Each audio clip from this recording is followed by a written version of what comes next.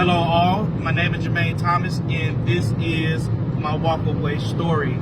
I'm originally from Chicago, Illinois. I live south of Chicago now, but I grew up in Chicago most of my life. Grew up hearing that Democrats are for the poor blacks and that Republicans are for the rich white people.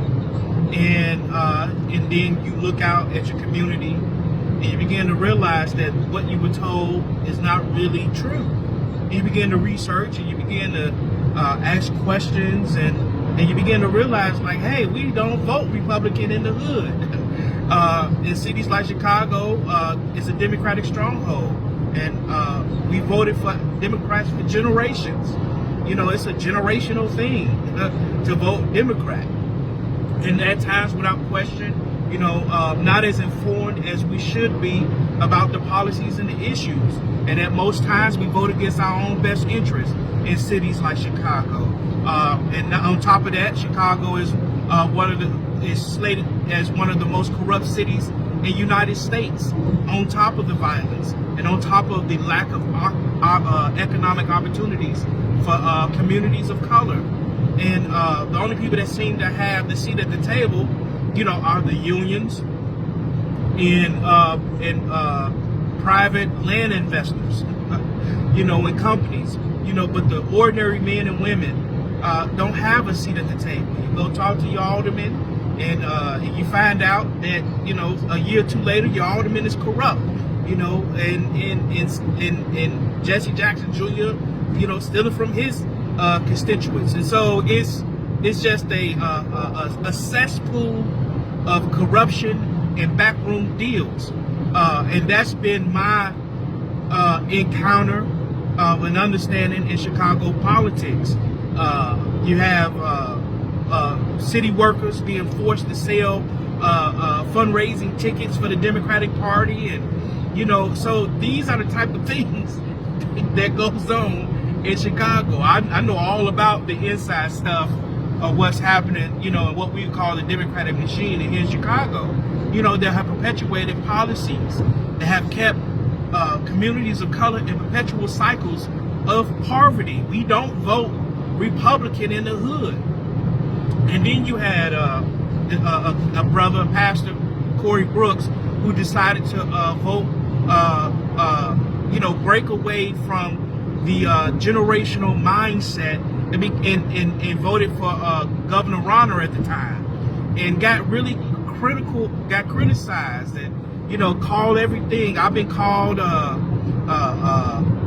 Uncle Tom. I've been called, you know, a house N-word, you know, all these derogatory terms. And these are from Democrats who say that they are the party of exclusiveness, that tolerance, the party of tolerance.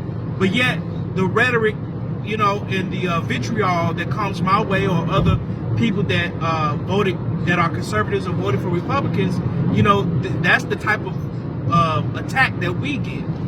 And so I decided that I was going to vote for John McCain and Sarah Palin. And so in Inglewood, I went and asked for a ballot in Inglewood. And, you know, Inglewood, I love Inglewood. It's a community that is in desperate need of continued change and renewal, economic renewal and opportunity. And a lot of things that are changing are happening from the ground level. And so I'm thankful for that. But Inglewood still needs a lot of our prayers and a lot of resources and help. But I went and asked for a ballot, a Republican ballot, and you should have seen everybody's face when I asked for a Republican ballot. You know, I was sold on the policies that conservatives were saying: limited government, smaller government, government all in your business, you know, advocating for middle class tax cuts, you know, and I was a middle class person, if you will. I know what it's like to live on food stamps. I know what it's like to come in that lifestyle of lack of opportunity, you know. But and I understand too the policies, you know, that have perpetuated cycles, endless cycles. You know, Section 8. Thank God for Section 8. You know, that's government supported housing. But you can't give that, you can't leave that as inheritance to your children's children. And every black person I talk to don't want to remain poor. You know, folks don't want to remain on Section 8. Folks don't want to, you know, remain on public aid and public assistance. Three generations of families on welfare, you know, and not proposing policies that causes people, not just cause them to get a job, but giving them the resources that they need to lift them up out of poverty. But that's not been my understanding or my encounter or my witness with my eyes.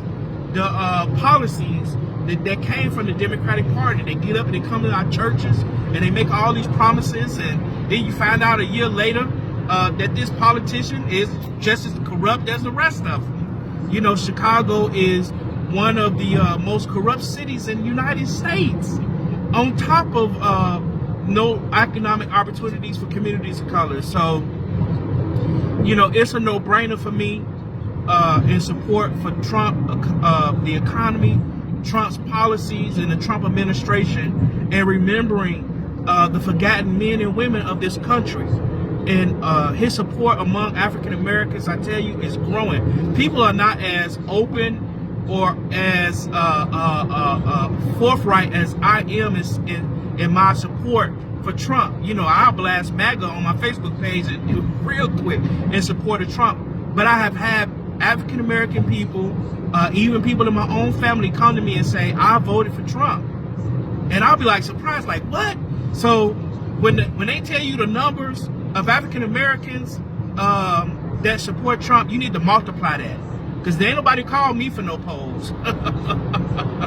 So I believe that the numbers that they give, you know, are accurate within that study, you know, or within that measure. But you need to amplify that. Everybody remember that picture of the iceberg, you know, the thing at the level and then that thing at the bottom below sea level. So Trump supporters, especially among African Americans and Latinos, is growing at record numbers, y'all. And so I just wanted to put this out there. God bless the WalkAway movement and this campaign. This is awesome. You know, for a long time I have felt like I was by myself, like I was the only black person that was a conservative Republican in the hood. And so this is refreshing to see this group and to see this type of platform. And I just say to all, continue to research, continue to votesmart.org. They're not paying me for this, but it's a great resource and a great tool to look at the policies that candidates are standing for. But I am forever a Trump supporter. 2020, here we go, two-term Trump. You know, let's make America great again, you guys. Empower others, inform others. God bless you, and I love you. And this is my WalkAway story, Jermaine Thomas.